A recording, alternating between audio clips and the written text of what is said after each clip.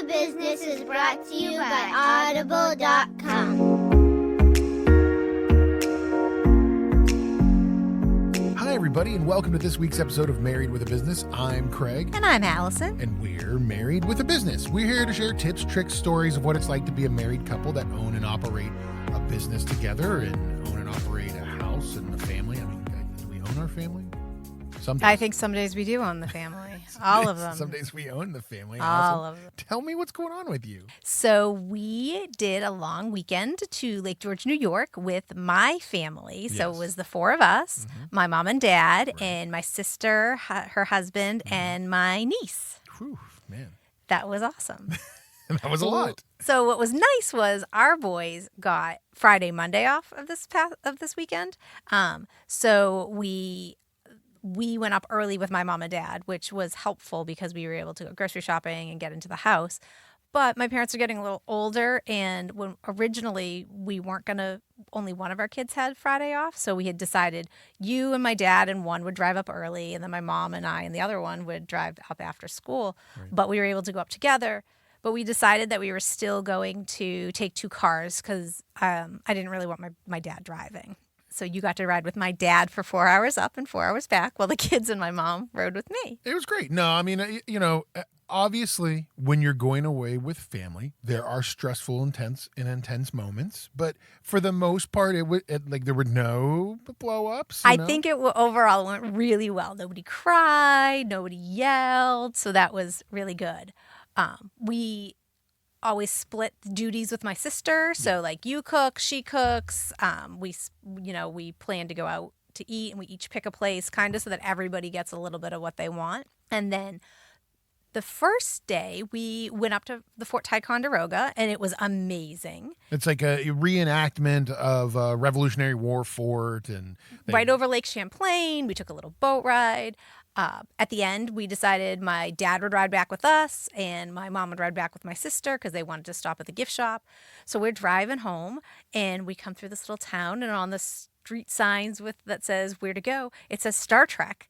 And I'm like, our oldest is like, did that sign just say Star Trek? and I was like, yeah, but I don't know what would be Star Trek-y around here. We come around a corner, and there's this building that says something like Star Trek Museum. Star Trek Museum, the studio sets. And I was like, Craig, you have to pull in there. And it was not on our agenda. So you pulled in, and I was like, I have to figure out what this place is because there's cars in the parking lot. So I walked up, I'm reading the signs, and then there's these people just standing there looking at me. I was like, what is this place? They were all like in Star Trek uniforms. Yes. Had like the pins on. So come to find out that in Ticonderoga, New York, if you're ever in Ticonderoga, New York, take the time to do this. They have rebuilt a 1-for-1 set from the original Star Trek series. Off the original plans. The owner of the museum worked on The Next Generation, had made friends with a set decorator that had worked on the original series. When that person died, he had left in his will the original plans to the original Star Trek set. And this guy, who, by the way, is an Elvis impersonator for his profession. It was the greatest random thing ever. I texted my mom. I was like, we're going to be late. We're doing this. I was like, how much is this? And I was like, I don't care. We're buying tickets. And my oldest, who I just had no idea, he was like ecstatic about this. So sometimes you've got to go off the beaten path and just do it. And we were clearly the only people there who just stumbled upon this thing. Everybody else, this was like, they came to this place to go here. And I'm like, I was like the crazy lady, like, this is crazy. They had original costumes from Next Generation, from the original show. My oldest and I have watched a couple of the original Star Trek episodes, so he was like pointing things out. There was another kid there who had to be 13 or 14 who was all in. It was amazing. Yeah, it was pretty awesome. It was really cool. Our oldest is really into like how they build behind the scenes stuff, like how they build the set and how they build the props. So I thought that he had a blast. So if you're ever in Ticonderoga, New York, check that out. It is definitely one of those like kitschy sort of like off the beaten path things, but it's so, even if you're not a Star Trek person, because I'm not really a Star Trek person, like it was cool. It was cool. super cool. Yeah, it was cool. So yeah. So Allison, this week, and I feel like the whole premise of our podcast is about this topic, but I think we're going to just do a little bit more deep dive into specifics. This week, we're going to talk about what shouldn't you do when you work with your spouse. Yeah, so we just had a wonderful chat with one of our friends who lives in Missouri, and she and her husband are considering buying a company together, and it's a company that he works for already. So she and I talk a lot about us working together, and she wanted him to be on the call too. So we had a great chat about like, how do we make it work? And what are the things that over 20 years of working together we have identified as things you should and shouldn't do? So I thought, well, I think it's probably a good time to touch on that for everybody. Yeah, and I think, you know, for us, we feel now like it's like really natural, and I think our communication style is built around all of this, like working together and being married and having a business, and you know. But I think for a lot of people, especially like, you know, that are maybe they've been married a couple years and they're thinking about buying a business, or they're thinking about starting to work together. I think there's a lot that you really need to sort of like dissect, and you know, make decisions and think about. Yeah, and again, I came into a family business to start with, so we already had some of those dynamics in place. And one of the things you and I talk about a lot is you don't want to blur the lines between work and personal life. And that was something that they had talked about already. Their kids were starting to say, you're not talking to us, you're only talking about this. Why? So like making sure that your communication at home isn't always about the business as well, and to set those boundaries between work and personal time, even when you're working together. And I think that of all the things we're going to actually talk about today, this is the hardest. Oh, yeah. This is like having that, and I mean, it's people will say work-life balance, which isn't necessarily what it is, because like work-life balance and blurring the lines between work and personal life are kind of different. Yeah, well, work-life balance doesn't mean that you're equally doing each thing. There are seasons when you need to do one more or the other more. Or like we talked about, and we've talked about here, there are times when you need to be doing more work and I need to be doing more home life stuff. And that is where that give and take becomes very challenging sometimes. Right now, there are days when I'm doing way more home stuff, and so that you can do more work stuff, and you need to do more work stuff so that I can do more home stuff. I spent 2 hours driving around to pick kids up from school yesterday. Yeah. Like, but there's definitely a difference. But you know, you need to understand, and we were bad at this when we first started working together.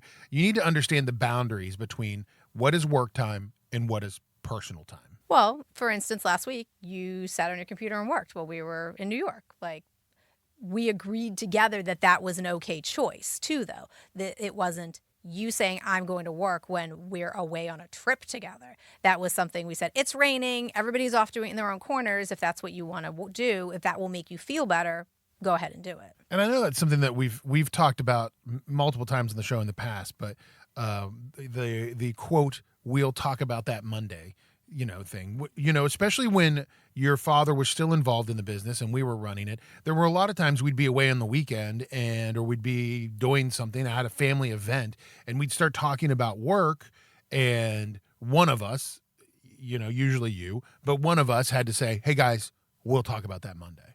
And so I think that especially if you have children, you have to be even more aware of it. I think you and I really sort of dug in on this when we started having kids, because it gets way different then. I almost worry sometimes we've gone to the far other extreme. Like, they don't even understand what it's like to have a business because sometimes they're so good. I don't know where that. I don't think we're that good. I appreciate your sentiment, but I don't think we're that good. One thing that you shouldn't do when you're working with your spouse is also not talk about how you're going to manage those home life things. Like, there are things that you and a lot of it happens organically. I do the laundry. I make sure that things are picked up. You deal with the food. Like, you deal with making sure we get fed. Right. 99% of the time. Yeah. So, you know, I think that you need to, I mean, and again, you're right. A lot of it does happen organically, but like we're also, and I know a lot of families at home are like this too, but like we're also very much like, we're organizers. We are people who have calendars on the wall, and we have, menu plans for the week and all of those Right. things. Well, because for us, we have to, or we will go off the rails.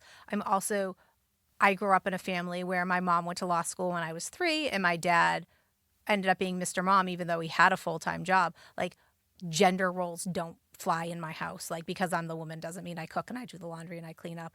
We're business partners, we're life partners, and we each have to do stuff. Yeah. And I think that, that can be very challenging too when it rolls over from the home stuff also to the work stuff. There's a lot of times in business where if people will come to me and say, well, your company this, your company that. And I have to remind them that it's not my company. It's our company, and I think the hardest part if you're a husband and wife working in a business together is to make sure that you understand the power. You're working together, right? There's no one person, like it's a team.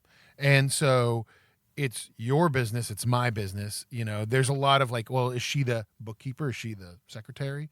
And yeah, we did a whole episode where we talked about, oh, isn't that cute? You work for your husband's company. right. And so that's like one thing you also need to make sure, because for me, and this will be a future episode, I'm sure, like for me, it's very important that we don't perpetuate that whole stereotype of like the woman in the man's world. And so, I've become very attuned. I'm like almost the biggest feminist in our company because I want to hire, like I'm all about hiring women in our company now. And we're very proud of the fact that, for somebody who works in the construction building industry, that we're nearly 50%. I mean, we're almost 50-50 in our company. A couple more hires, we'll get there. But in an industry where less than 11% of women work in. Right. So for us, that's an important thing. But you should also remember that when you're working with your spouse to make sure that you're not like everybody feels valued in the business.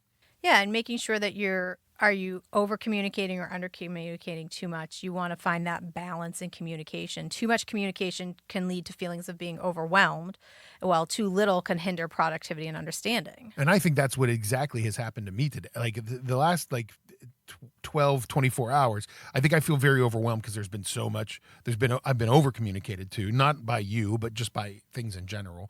And so I think understanding that and when you and I have worked very hard as a married couple in a business, if one of us is off the rails, the other one of us tries to be on the rails. Yes. Like if one of us is having a bad day, the other one of us works really hard to try to be the happy, upbeat one. Or positive, like not necessarily that we're like yeah, right. rosy sunshine over here. But yeah, so making sure that you're communicating well together. I think the other thing that's really important is your work, the way that you work, the style, your. Everyone should do it the way I do it. Yeah, well, that's why we work well together because I just do it the way. No, I think I look at you and I know like. Everybody has a different style. Nobody is going to, there are no two people, even a husband and wife, that are going to get things done the same. You always think my desk is messy. There are always things that are different about the way that we do things. I think the important thing to pull out of this is to remember that you have to work together in a yin and a yang sort of situation, right? That, there are things that I'm very good at that you stink at. And there are things fixing my computer. There are things that I stink at that you're very good at. And so being able to understand that when working together is totally the base which builds success. Yeah, and I think that that's something that in couples that we've talked to and that we've seen, they either are really good at that or that's where they're coming unhinged. Yeah. And I think that you and I were very lucky. I know you hate when I say that we're lucky because we work really hard. We work really hard. You get lucky when you work hard. I know, but I think we were lucky that we learned this early on in our working, married professional career together. Honestly, we had a professor in college who was all about interpersonal communication, and like that, I think there were a lot of things because we interact. I didn't take the class, but because we interacted with her, there were things that she taught us in our 20s before we became a couple that really stuck with us. Yeah, that resonated. I can see those things in what she taught us. Yeah, and I think that, for you and I learned, and I think you did too. We learned very early on that these things that I'm good at, you can support me on, and we'll do great. And the things that you're good at, I support you on, and we'll do great. And I think that's what's really helped build a super strong foundation for our careers. I also think that, we talk about the visionary versus the implementer, and that one of the questions we ask couples when they're on the show is which one's which. And some people are like, oh, we're both. I don't think you can always be both. We can't both be the visionary or both be the implementer at the same time. Right. I think there are times when I am much more the visionary. I also think sometimes I am much more the implementer. Also, but that's partially because we've developed the company structure that I have the time to do those things. But there are times when you need to be the visionary and I'm the implementer, and there are times when I'm the visionary and you're the implementer. But not being angry at the other person or frustrated, because I'm always the one coming up with the ideas. I'm always the one executing. And that's hard too sometimes, because sometimes you're just trying to keep the pipeline full. I'm trying to look 10 years down the road and get stuff started for that, when you're trying to get today done. Right. And not feeling animosity towards each other because you're working on different things in the company, and that's okay. Yeah. I agree. Like, I think that and listen, I'll say this again at the end. It's always a challenge, right? You're never perfect. We're not perfect. I need to pin you down for stuff. We're far from being perfect.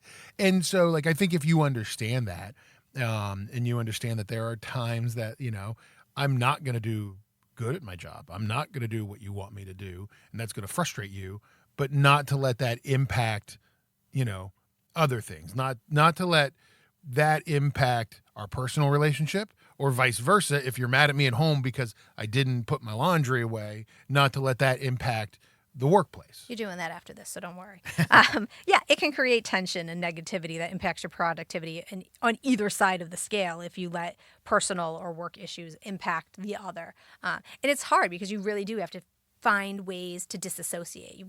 I'm great. I've got that box and I can put you all in it and shut the lid for a little while. But I think I learned that growing up in a family business too, because there were times when we just had to shut the box and come back to it later. Yeah, that's definitely true. What are some challenges that you think that we've had working together, and how do you feel like we've addressed them? Yeah, that's good. I mean, I think that one of the biggest challenges that we've had, understanding I guess it's everything. It's communicating, it's understanding, and it's, balancing that we're both very busy, and sometimes we get tunnel vision, right? We only want to focus on what we're working on, our thing, right? We only want to focus on, hey, I've got these 6 things. And I think any business is like this. Like, there are days where I'm like, oh, I feel like I don't have much to do today. And I'm sitting there twiddling my thumbs. And then the next day I'm like, oh, I've got like 15 things I got to get done today. And so, and that happens, and I get that. And I think that sometimes you and I have a hard time talking with each other about, hey, I'm busy today, or hey, you're busy today, and we need to help. You're busy every day. I'm not well, and you know what? I mean, I will admit that I am a person who, I can be a procrastinator sometimes, and I think that gets me in a little bit of trouble, because there are things that I could do yesterday that would have gotten me not under the 8 ball for tomorrow. That's the exact conversation I've been having with our youngest. He was like, oh, that's not due till Monday. And I was like, chip away at it every day. Right. Well, he and I are cut from the same cloth. Oh, so. You two are clones of each other. One other thing we talked about with our friends was that you shouldn't do when you're working with each other is place blame or make accusations, because we're all going to mess up. When disagreements arise, we need to focus on solutions rather than how did we get here. Yeah, and I think the challenge sometimes that is obviously when you're in a relationship with each other, a loving marriage relationship, like you're able to raise your voice and argue louder than you would with the average other person. So I think sometimes, like, if you have a disagreement and it does come up, you've got to be very cautious if you have a team not to do that in front of your team, or if you're in the office and you have the door closed, not to get too loud. There are times where you've got to be a little bit more, aware of the situation. I feel like you're talking to me. That may have happened. That may have happened a few weeks ago in our office. But no, it happens, right? Like, you're going to have disagreements. You're in a relationship. You're both passionate not only about your relationship with each other, but you're passionate about your business and your company. So you've got to be, able to, when those disagreements arise, you've got to be able to be careful about how you handle that. I also think, like we did this last weekend, although I love to do one without other people, is we got to take breaks. Yeah. And you can't be so busy being busy that you can't take a break to reset. Right. And I feel like one of the biggest challenges when you are married and you have a business is that it can very easily become all work all the time. And not just like company work, but home life work. And then you forget to be and spend time with each other and, connect, all of those things that are important in a relationship. So you can't neglect, your marriage in the expense of home life and your business and all those things. And yourself. Yeah. And yourself too. You've got to find creative ways sometimes. So our youngest is playing flag football, and you had been taking him, and I said, well, I'll take him. So I took the hour and I literally did laps around the field. Mm-hmm. Like I put in my headphones, I responded to texts, and it was like the greatest hour because nobody was picking at me, calling me, talking to me. I was able to listen. I was able to respond to some texts from friends that I hadn't had time to, but while I was doing something else. And of the 50 parents at the field, I was the only person out of my car walking around, like, right, getting some exercise too. So yeah, and that can be one of the hardest things is remembering to take care of yourself, your other relationships outside of your friends. Like, you need to still, go and hang out with your friends. I mean, like, I have a group of buddies that we go and we play 9 holes of golf every Wednesday morning. We get it done in like an hour and a half, 2 hours, but we hang out, we see each other, and you've got to do those things as well. You can't let it just be all work all the time. And what gets scheduled gets done. You got to schedule the white space, whether it's going out, or we were at a spot a couple years ago where I literally had to schedule it during the day, and we went to the nearby park and walked for an hour. Right. Because you were so busy being busy and so overwhelmed that you couldn't do those things, but you felt better after you came back from the walk. Yeah, definitely. And I'll say this to kind of wrap all of this up. Our show is about being married with a business. We're very passionate about that. We're passionate about working together. We're passionate about the opportunities that it gave us and our family. And I will also say that I sometimes, and for everybody that listens that owns a business, but you're by yourself, you're a solo entrepreneur, you're not married, you don't have a partner or spouse that's involved in the business, I don't envy you.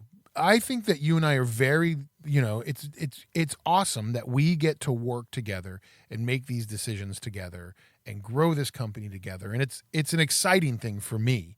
And I think that, I can't imagine, we talk about this a lot, Allison, like, I can't imagine running our remodeling company or any of it by ourselves. I couldn't. And I am aware of that. And I've been lucky to have 2 great partners, with my dad first and now with you, because you fill in those gaps where I'm not strong. I can't be good at everything. And not many people can. And so I think that, like, for me, the opportunities that, it has given us to grow our relationship. I mean, I think people look at us and they think we're different, because we are. But, we're around each other a lot. I mean, we see each other every day in the office.